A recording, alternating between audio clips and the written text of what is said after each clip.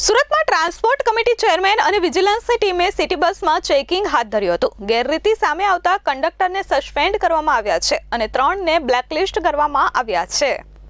આ અંગે transport committee chairman Somnath મરાઠેએ જણાવ્યું હતું કે સુરત સિટી લિંકમાં ખૂબ મોટા પ્રમાણમાં અધિકારીઓની નિષ્ફળતા સામે આવી રહી છે।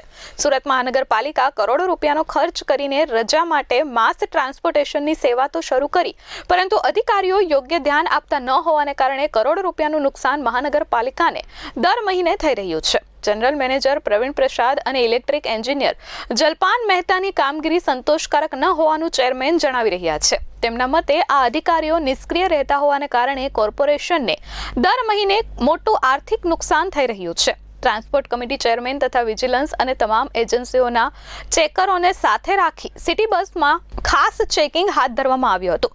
બપોરે 12 વાગ્યે ખરવરનગરથી નીકળી ભાઠેના સર્કલ પર રૂટ નંબર 104 તથા રૂટ નંબર 254ની સિટી બસોનું ચેકિંગ કરવામાં આવ્યું હતું। ત્યારબાદ સોસો સર્કલ થઈને કોમલ સર્કલ પર રૂટ નંબર 105 અને 205ને સિટી બસનું ચેકિંગ હાથ ધરવામાં આવ્યું હતું, જેમાં અનેક પ્રકારની ગેરરીતિ સામે આવી છે। કંડક્ટર અને ડ્રાઈવરો દ્વારા ટિકિટ ન આપીને પૈસાની ઉઘરાણી કરવામાં આવી રહી છે, તો કેટલાક કંડક્ટરો મુસાફરો પાસેથી રૂપિયા લઈને સીધા પોતાના ખિસ્સામાં ભરતા હોવાનું સામે આવ્યું છે। ટ્રાન્સપોર્ટ કમિટીના ચેરમેને જણાવ્યું કે સિટી લિંકની અંદર ખૂબ મોટા પ્રમાણમાં લાલિયાવાડી ચાલી રહી છે। અમે ઝુંબેશ સ્વરૂપે કામ કરી રહ્યા છીએ ત્યારે અનેક બાબતો અમારા ધ્યાન પર આવી રહી છે। ખાસ કરીને કંડક્ટર દ્વારા મુસાફરો પાસેથી રૂપિયા લેવામાં આવે છે, પરંતુ તેમને ટિકિટ આપવામાં આવતી નથી। બીઆરટીએસ રૂટ પરના સ્ટેશન પર ટિકિટ માટેની યોગ્ય વ્યવસ્થા પણ ઊભી કરવામાં આવી નથી।